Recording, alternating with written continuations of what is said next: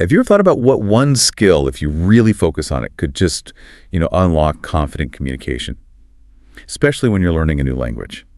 Well, today we're doing a deep dive into mastering English vocabulary, specifically for real-world conversations. And we're basing this on some really interesting material from Mastering English Vocabulary, Learn, Remember, Use. We're looking closely at an excerpt from Chapter 3. It's all about that whole cycle. Learning new words, actually remembering them, and then the crucial part, using them naturally when you speak. Right. And our mission here really is to pull out those maybe counterintuitive insights about learning vocabulary that, honestly, most people miss. Things that can genuinely change how you approach English so you feel more confident, not just eventually, but pretty quickly. Think of this as your shortcut to getting the key ideas on how vocabulary really works. Okay, let's jump in. There's a core idea right at the start. Words are your tools. The more tools you have, the more things you can build.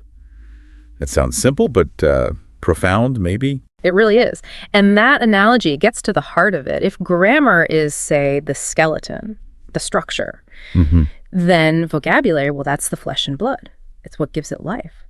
You could have perfect grammar, truly perfect, but without the words. How do you express pain or joy or tell someone something's urgent or even just share an idea? The words do the heavy lifting there. And this connects directly to something I know a lot of you are aiming for, that feeling of real confidence when speaking. The material points out the more words you know, the more clearly you can say what you mean. Yeah. And that directly translates to feeling more confident. Your conversations just flow better. They feel more natural because you're not constantly grasping for the right word. It makes sense. Okay, but the book also highlights this common trap. It's kind of a paradox, really. Many learners, and I've been there myself learning other languages, try to memorize these really big, difficult words, conglomerate or philosophical, thinking it sounds impressive. But then they freeze up. They can't manage something simple like, I'm feeling tired, or, where are you going? It's a weird disconnect. It is a huge disconnect. And what the source suggests is it often comes from wanting to sound smart right away. But true communication, the kind that actually works day to day, it's much more practical. The big shift needed, and this is crucial, is focusing not on rare or fancy words, but on usable daily life vocabulary. Usable, yeah. These are the words that let you navigate your actual life. They're kind of the invisible foundation of just talking to people. Exactly. It's like trying to build a house with, just fancy sculptures instead of actual bricks. So the insight here is to focus on practical stuff. Words for talking about yourself, your day, your work, relationships, food, how you're feeling, travel, time, basic questions and answers, that kind of thing. The goal, as the book puts it, is to learn words that help you speak, not words that make you freeze. I like that. Yeah, it's a great way to put it. And to make it even more concrete, the chapter identifies 5 essential types of words to prioritize.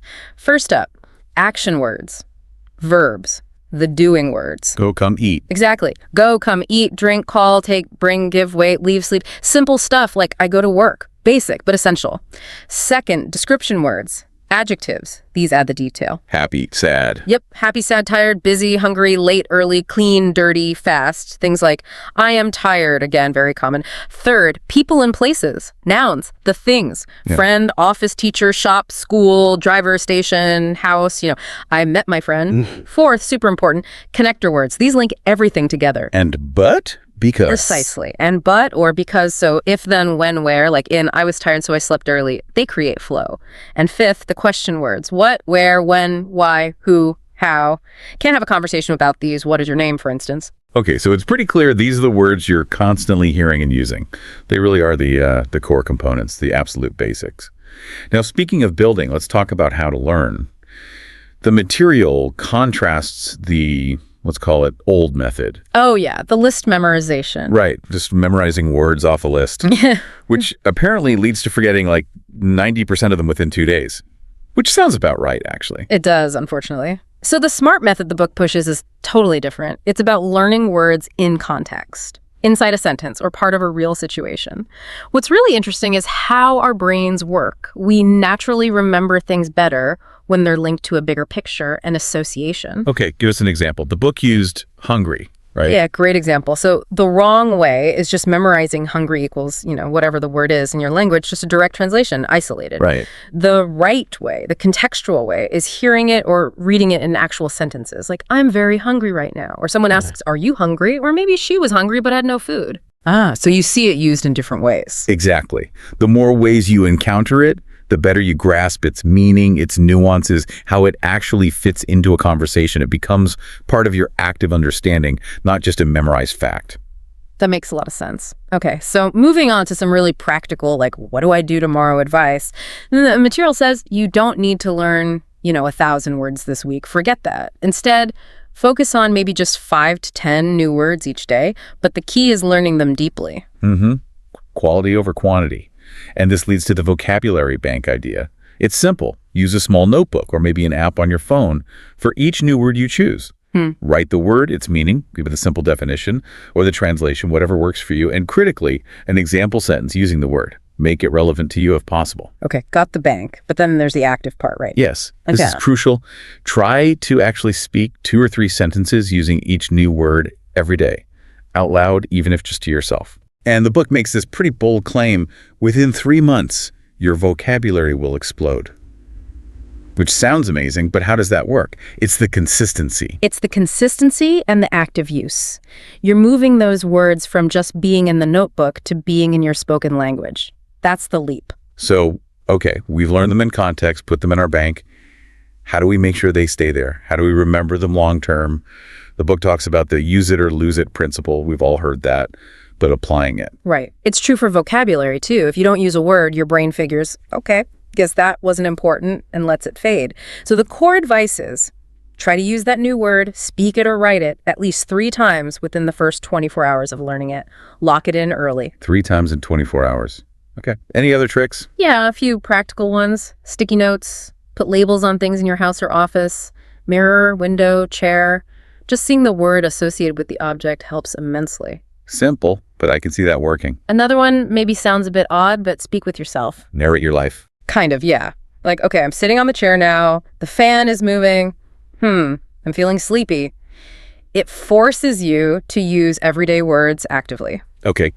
And of course, flashcards or apps, things like Enki, Quizlet, they're great for reviewing your vocabulary bank list when you're commuting or just have a spare 5 minutes. Use that dead time. Got it. Lots of practical tools there. Yeah. But the underlying message seems to be, it's not about collecting words like stamps. Absolutely not. The real goal is to use them. Use them in real life. That's the only point, really. And there's an exercise for that too, right? This story building thing. Yes. Yeah. I love this one. Say 5 words you learned, maybe wake up, tea, late, bus, office, then try to weave them into a short, simple story. Like, I woke up really late today, I made a quick cup of tea, then I ran out and missed my bus, so I reached the office late. Forces you to connect them. Exactly. It makes you think about how words fit together naturally. So we really encourage you to try this, even just daily. Speak it out loud. Don't worry if it's perfect English. Just do it. Because what this all boils down to for you, the learner, is that active practice is everything. It's the engine. Let's make this even more real with a story from the book. It's about Priya, a receptionist. She worked in a hospital in Pune and, well, her English wasn't very strong. And more than that, she was actually scared to talk to patients, which is tough for a receptionist. Really tough. So Priya started incredibly small, like just 1 new word a day, seriously. And the examples given are words she needed for her job. Words like patient, appointment, come inside, take a seat. Super practical. Not philosophical. Definitely not philosophical. Things she could use immediately. And what happened? Well, she started using these words, maybe nervously at first, but she used them. With a smile, the book says. And slowly, day by day, her confidence started to build. And now, the story goes, she can handle those interactions confidently, saying things like, good morning, do you have an appointment? Please wait for your turn. The doctor will see the patient in 5 minutes. Wow. That's a great illustration. It really is. Because the lesson is so clear, Priya didn't need the dictionary. She needed useful words for her situation. And if you think about the big picture, it just shows how powerful this focused, practical approach is. Small steps, big results in real communication. Okay, so let's quickly recap the main takeaways from this deep dive. First, focus on common, useful words, the ones you actually need, not rare ones. Right. Second, always learn them in context, in full sentences. That's how your brain locks them in. Third, you have to speak the new words daily, even if it's just talking to yourself. Make them active. Use it or lose it. Exactly. Fourth, keep that personal vocabulary bank. Review it often. And fifth, use those handy techniques, sticky notes, talking to yourself, flashcards to help you remember. And that brings us to, I think, the most profound final thought from the material we looked at. It says, fluency isn't really about how many words you know, it's about how well you use the words you do know. That really flips the perspective, doesn't it? It does, and it raises an important question for you listening right now. Think about your daily life right now. What is one new, useful English word? Just one. That you can commit to learning in context and then actually using, say, 3 times before the day is over. Start simple. Speak small sentences. But the key is keep speaking, because honestly, every single new word you actively use, that's one step closer to speaking English confidently.